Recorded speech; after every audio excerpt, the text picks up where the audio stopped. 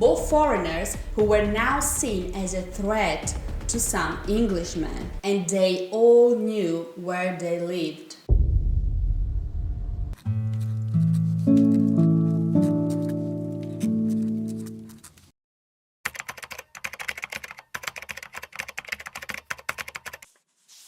Hi everyone, welcome back to John Florio channel. I am Mary and I'm here to talk about the huge fracas that happened after John Florio and Giordano Bruno attended the famous Ash Wednesday supper. The embassy was destroyed. They were physically attacked and Bruno wrote, wait, before we start, don't forget to like this video, to subscribe if you are new, and now let's start.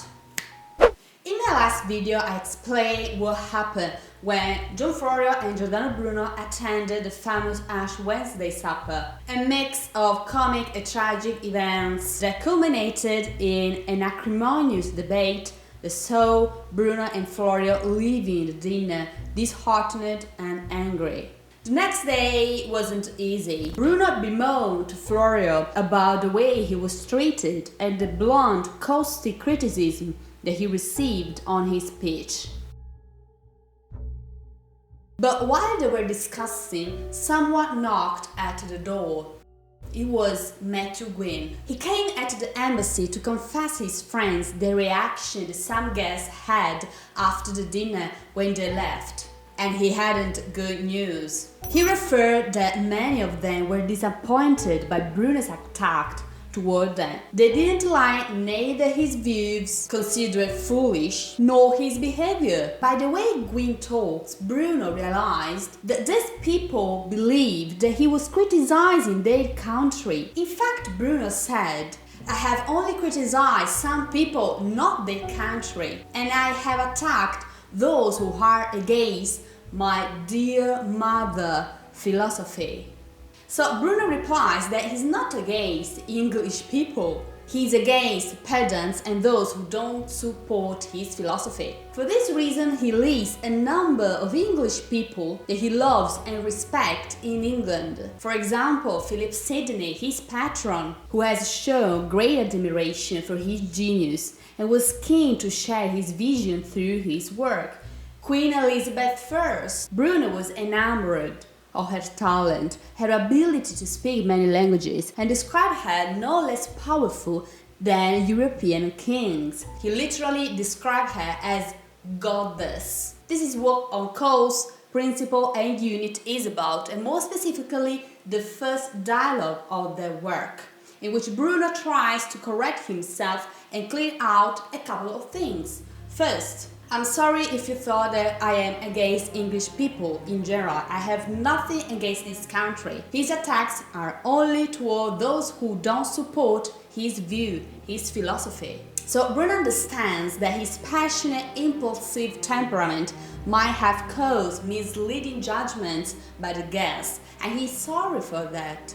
At that point, Florio replies by saying something remarkable. In the first dialogue, in which Florio is portrayed as Elitropio, Florio says to Bruno, not everyone can understand the sun of your philosophy.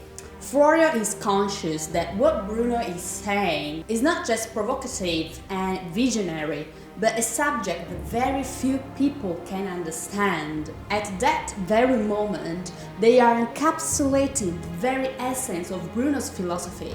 A man who was way too far ahead of his time, who was misunderstood in his era and was condemned to be surrounded, except very few people, by stubborn, entrenched and pedantic minds who will twist and distort his ideas, bringing him to death.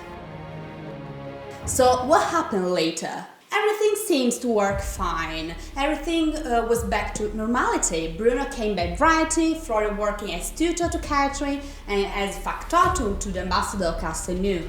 But in reality, the news largely bounced off the streets of London like a rubber ball, raising tension and hate towards both Bruno and the only one who tried to defend him, John Florio. Both foreigners who were now seen as a threat to some Englishmen, and they all knew where they lived. One day, while Florio and Bruno were at the embassy, they heard a huge noise outside. A certain William Grease was building a house next to the embassy, and he maliciously interfered with the drainage arrangements that caused a huge stink in all the rooms.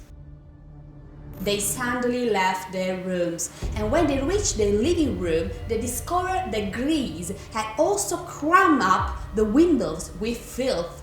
You can probably imagine what kind of filth.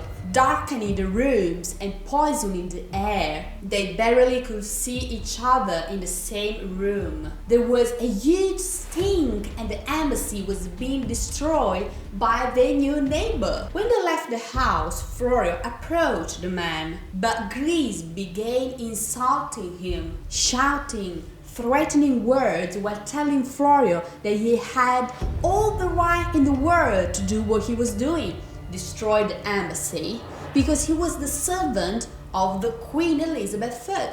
Florio was shocked, but troubles went over, because the same Grease, after a few hours, gathered 10 or more friends around the house. They waited midnight for the guests to be asleep to activate the plan. They took several arms, bows, swords, guns, and began breaking all the embassy windows.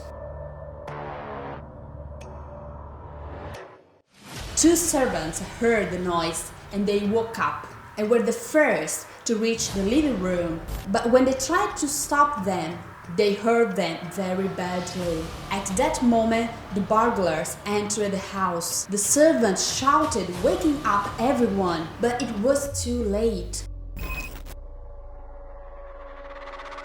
They shut the door of Florio's room and they dragged him out of the house, throwing him on the floor, hurting him, the ambassador, Bruno, and a little boy. The shocking, tragic night ended when all the armed men left the embassy, cheerful and pleased to have destroyed the house in which there were two foreigners considered dangerous. I hope that you liked this video. Let me know in the comments what do you think about this shocking story. I was honestly horrified by the violence that they used. Also because there was a little girl at the embassy and I had an idea how shocked and horrified she was during that night. It is also very telling regarding the way the foreigners were treated during that time. If you like this video, don't forget to give a thumb up, and if you're new, to subscribe. Stay resolute. Bye!